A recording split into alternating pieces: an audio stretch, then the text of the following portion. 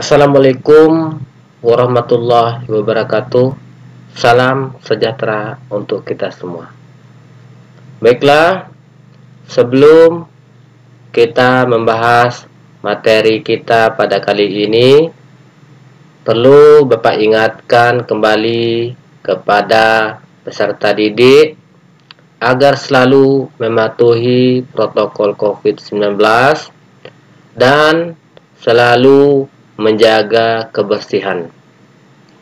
Di samping menjaga protokol COVID-19, Bapak harapkan kepada peserta didik agar selalu membaca buku sebagai referensi kita untuk menghadapi ujian semester.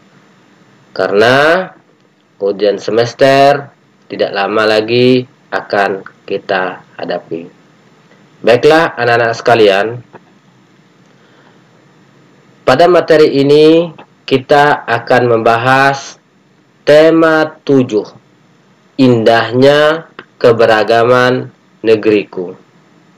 Sub tema 2, indahnya keragaman budaya negeriku.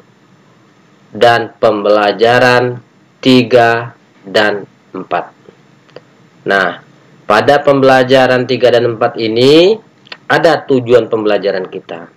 Apa tujuan pembelajaran kita? Tujuan pembelajaran kita ada 3. Yang pertama, siswa mampu menuliskan pengetahuan baru dari teks yang telah dibaca dengan benar. Nah, yang kedua, siswa mampu menjelaskan tentang bentuk dan keunikan daerah masing-masing dengan benar. Dan yang ketiga, siswa mampu menceritakan daerah asal dan keunikan dari setiap rumah adat dan pakaian adat masing-masing. Nah, ini adalah tujuan pembelajaran kita. Nah, apabila kita sudah memahami tujuan pembelajaran kita, nah, sekarang mari kita lihat gambar berikut ini. Nah, pada gambar ini ya, ini merupakan salah satu keragaman di Indonesia. Nah, keragaman Indonesia ini adalah salah satunya adalah rumah adat. Nah, apa nama rumah adat di daerah kalian? Nah, Bapak harap kalian mengetahui dan tahu apa nama rumah adat kalian masing-masing. Jika tidak tahu atau belum paham, kalian bisa menanyakan kepada orang tua kalian masing-masing apa nama rumah adat dan apa keunikannya dan apa makna dari setiap rumah adat kalian masing-masing. Nah, setiap daerah dari 34 provinsi di Indonesia memiliki rumah adat serta keunikan rumah adatnya masing-masing. Selain memiliki keunikan, setiap rumah adat juga memiliki makna dan arti tertentu yang dipahami oleh masyarakat daerah tersebut. Nah, sekarang mari kita lihat cerita atau gambar rumah adat suku Manggarai. Nah, sekarang coba kalian buka buku tema 7 sub tema 2 ya, pada halaman 63. Itu menceritakan tentang cerita rumah adat suku Manggarai. Sama dengan yang ada di layar kaca kalian. Nah, ini adalah gambar rumah adat suku Manggarai. Nah, pada cerita ini yang ada pada buku paket kalian di halaman 63 ya, dia menjelaskan tentang keunikan dan kegunaan rumah adat suku Manggarai yang terletak di Kabupaten Manggarai, Flores Barat, Nusa Tenggara Timur. Nah, rumah adat mereka ya, rumah adat mereka ini disebut dengan Mbaruniang. Terdiri atas 5 lantai. Nah, rumah adat Mbaruniang memiliki ruangan dan fungsi dan nama yang berbeda-beda dari tiap lantai.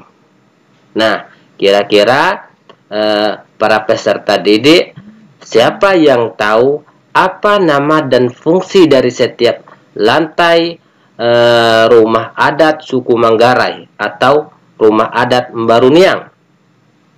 Nah, sekarang mari kita cari tahu apa nama nama daripada setiap lantai dari rumah adat Mbaruniang. Nah, sekarang kita lihat gambarnya di sini. Nah, tingkat pertama. Yang mana tingkat pertama? Kita lihat yang Bapak garis warna merah, lingkaran merah. Nah, ini adalah rumah lantai pertama, ya, lantai pertama. Nah, apa nama lantai pertama ini? Lantai pertama ini disebut dengan lutur. Ya, disebut dengan lutur. Nah, ruangan ini, ya, ruangan pada lantai pertama ini digunakan sebagai tempat tinggal dan berkumpul dengan keluarga. Nah, ini pada lantai pertama atau tingkat pertama. Nah, tingkat yang kedua mana tingkat yang kedua? Nah, ini adalah tingkat kedua. Nah, tingkat kedua ini disebut dengan lobo. Nah, apa fungsi lobo ini? Ruangan ini berfungsi untuk menyimpan bahan makanan dan barang-barang sehari-hari. Ini pada lantai yang kedua. Nah, yang ketiga, nah ini yang ketiga. Nah, pada lantai yang ketiga ini, ya, disebut dengan lentar. Ya. Nah, ruangan ini berfungsi untuk menyimpan benih-benih tanaman pangan seperti benih jagung, padi, dan kacang-kacangan. Nah, itu adalah nama dan fungsi daripada setiap lantai rumah adat Mbaruniang. Nah, lantai keempat mana lantai keempat? Nah, ini adalah lantai keempat. Apa fungsi daripada lantai keempat dan apa namanya? Nah, nama daripada lantai keempat ini adalah rae. Nah, ruangan ini berfungsi untuk menyimpan bahan makanan apabila terjadi kekeringan. Nah, itu terletak pada lantai keempat. Nah, selanjutnya mana lantai kelima? Lantai kelima itu terletak di paling atas. Nah, apa nama dan fungsi daripada lantai kelima? Nama lantai kelima ini disebut dengan hekang kode. Nah, ruangan ini berfungsi untuk tempat sesajian persembahan kepada leluhur. Nah, itu fungsi dan nama daripada rumah adat Mbaruniang. Ya, rumah adat Mbaruniang atau yang kita sebut dengan rumah adat suku Manggarai. Nah, Mbaruniang nama rumah adatnya dimiliki oleh suku Manggarai. Nah, selanjutnya, jadi setiap suku dari beberapa provinsi mempunyai ciri khas dan bentuk bangunan rumah adat sesuai dengan budaya dan lingkungan tempat tinggalnya. Nah, apa itu rumah adat? Rumah adat adalah rumah asli masyarakat di suatu daerah, tempat dilaksanakannya upacara adat atau kegiatan adat tertentu di suatu daerah. Itu adalah pengertian daripada rumah adat. Nah, setiap rumah adat, ya, mempunyai, ya, keunikan. Apa setelah keunikan? Setiap rumah adat memiliki keunikan, memiliki makna, memiliki nilai sejarah, dan juga memiliki nilai histori. Nah, yang berbeda dari rumah adat lain, keragaman rumah adat di Indonesia menjadi kekayaan budaya yang dapat kita banggakan. Nah, selanjutnya pada materi sebelumnya kita telah mengetahui keberagaman budaya berupa rumah adat. Nah, adakah keberagaman kebudayaan lain di Indonesia? Ya, selain rumah adat, apa keberagaman budaya lain di Indonesia? Tentu kalian tahu masih banyak keberagaman budaya yang ada di Indonesia. Salah satunya adalah pakaian adat. Nah, apa itu pakaian adat?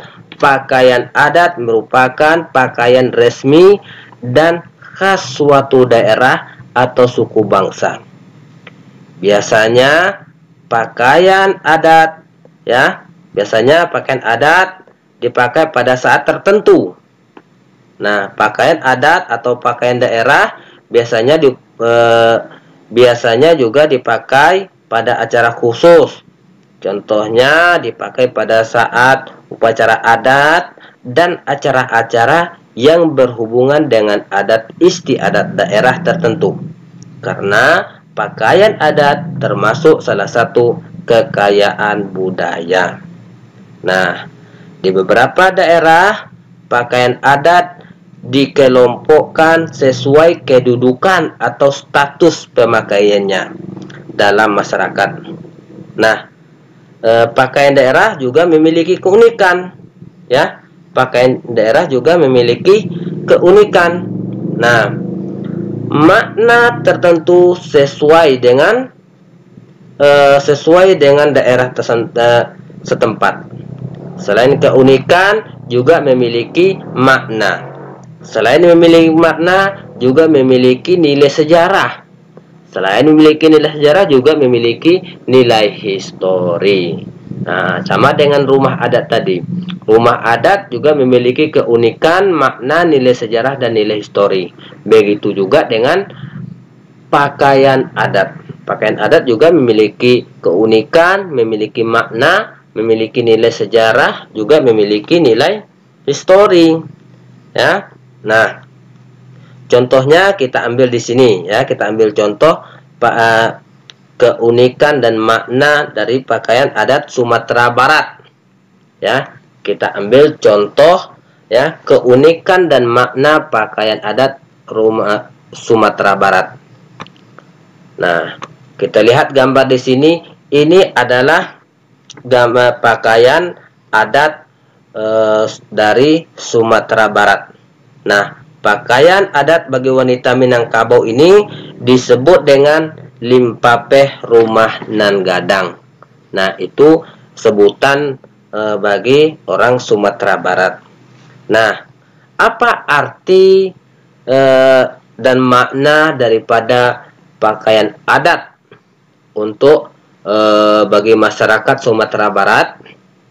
Nah, yang pertama di sini kita lihat penutup kepala. Ya, bagian paling atas ini disebut dengan penutup kepala, berbentuk runcing atau gonjong, menyerupai bentuk atap rumah Minangkabau.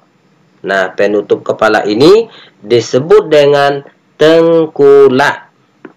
Nah, yang kedua apa? Yang itu baju adat. Nah, baju adat disebut juga dengan batabue. Ya, baju ini penuh dengan hiasan benang emas yang melambangkan kekayaan alam Minangkabau. Nah, selanjutnya baju bagian bawah berupa kain atau sarung yang disebut lambak. Kain sarung dapat berupa kain tenun atau kain songket. Nah, kira-kira bagaimana dengan tempat tinggal kita masing-masing? Apa nama pakaian adat rumah adat dari daerahmu? Apa keunikan pakaian dan rumah adat di daerahmu? Dalam acara apa sajakah pakaian adat itu bisa kita gunakan? Nah, sekarang cari tahu dengan cara membaca dan mempelajari serta lestarikan agar keberagaman dan keunikan daerah kita tidak punah.